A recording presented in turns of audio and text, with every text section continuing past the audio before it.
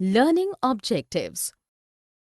After completing this digital module, learners will be able to understand at a particular price level the aggregate demand for final goods equals aggregate supply of the final goods. Learn that the instance of an investment company valuing a stock and then comparing the predicted results to the actual movement of the stock's price is called ex-ante analysis. Understand that the marginal propensity to consume is the fraction of total additional income which people use for consumption. Understand that in theory of determination of output or income, all variables are planned ex-ante variables. Learn that a shift in the demand curve displays changes in demand at each possible price, owing to change in one or more non-price determinants. Learn that the movement in demand curve occurs along the curve, whereas the shift in demand curve changes its position due to the change in the original demand relationship. Understand that a shift in demand curve occurs due to the changes in the determinants other than price, for example, the things that determine buyers' demand for a good rather than goods price. Understand that if there is change in values of autonomous consumption or in autonomous investment, it will cause change in equilibrium, output, and aggregate demand. Learn that many governments in developed nations have been introducing fiscal austerity programs, cutting spending and lifting taxes in a bid to lower their budget deficits. Ex ante and ex post. The ex ante and ex post measures. The ex ante is a Latin word which means that one needs to look at future events based on possible predictions.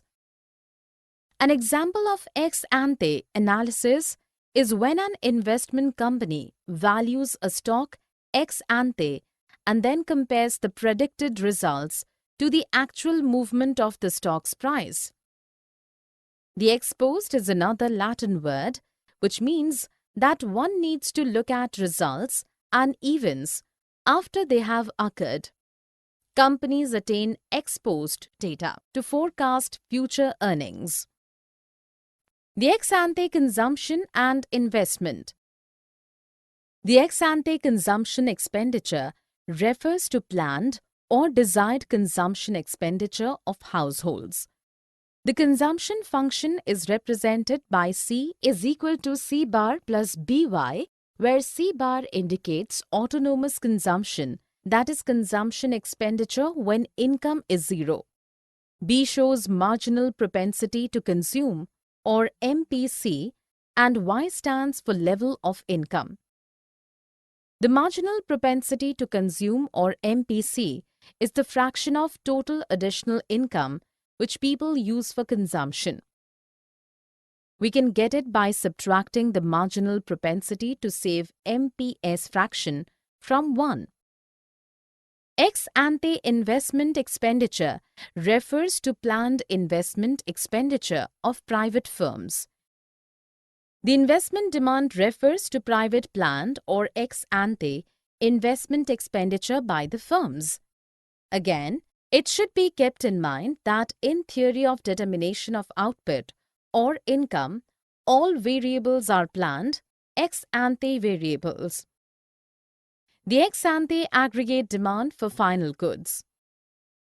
In a two-sector economy of the household and firm, the ex ante aggregate demand or AD for final goods is the sum total of ex ante consumption expenditure or C and ex ante investment expenditure I on the final goods. That is, an economy gets in equilibrium phase when the aggregate demand is equal to aggregate supply, that is AD is equal to AS. Movement along a curve versus shift of a curve. Movement along a curve. The movement along the demand curve depicts the change in both the factors, that is the price and quantity demanded, from one point to another. The movement along the curve can be in any of the two directions. A. Upward movement, which indicates contraction of demand. In a sense, a fall in demand is observed due to price rise. B. Downward movement, which shows expansion in demand, that is, demand for the product or service goes up because of the fall in prices. Shift of a curve. A shift in the demand curve displays changes in demand at each possible price, owing to change in one or more non-price determinants, such as the price of related goods, income, taste, and preferences, and expectations of the consumer. The demand curve shifts in any of the two sides. 1. Rightward shift, which represents an increase in demand due to the favorable change in non-price variables at the same price. 2. Leftward shift, which is an indicator of a decrease in demand when the price remains constant but owing to unfavorable changes in determinants other than price. Key differences between movement and shift in a demand curve. The movement in demand curve occurs along the curve, whereas the shift in demand curve changes its position due to the change in the original demand relationship. Again, the movement along a demand curve takes place when the changes in quantity demanded are associated with the changes in the price of the commodity.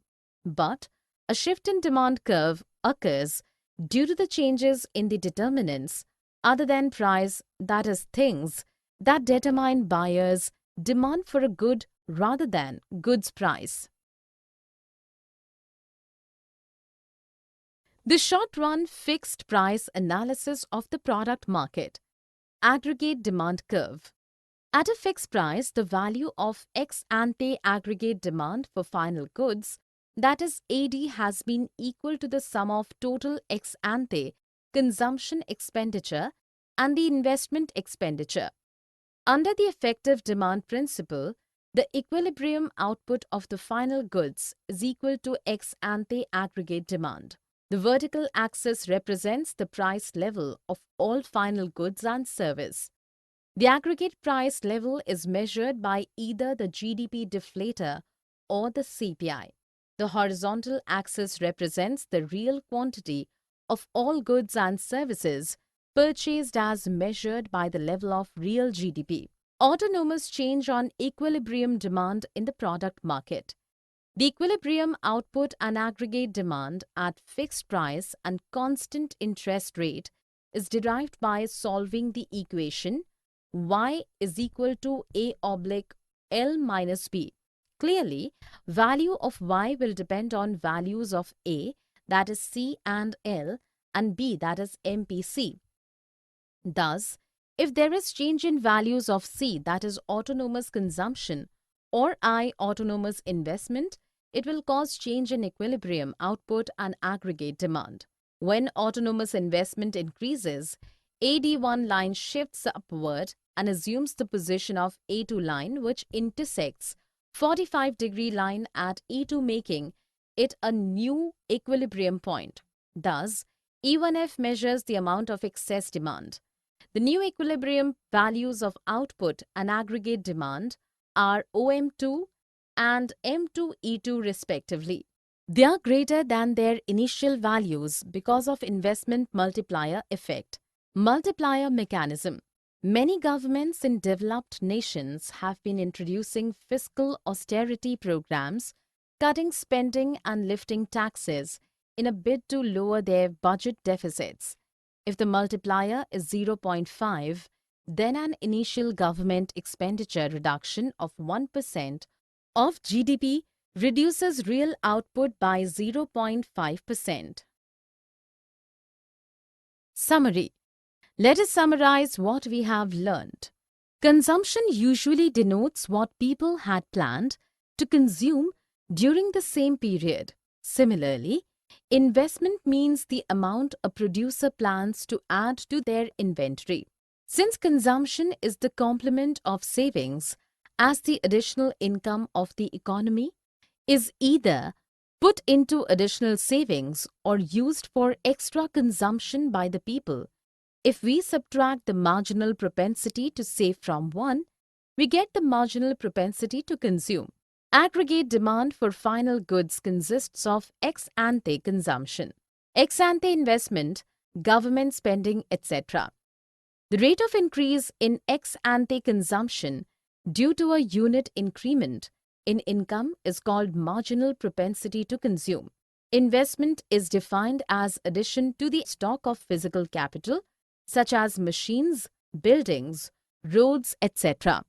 That is, anything that adds to the future productive capacity of the economy and changes in the inventory or the stock of finished goods of a producer. If quantity supplied is either in excess of or falls short of quantity demanded at this price will change because of excess supply or demand. The rate of increase in ex ante consumption due to a unit increment in income is called marginal propensity to consume. For simplicity, we assume a constant final goods price and constant rate of interest over short run to determine the level of aggregate demand for final goods in the economy. And in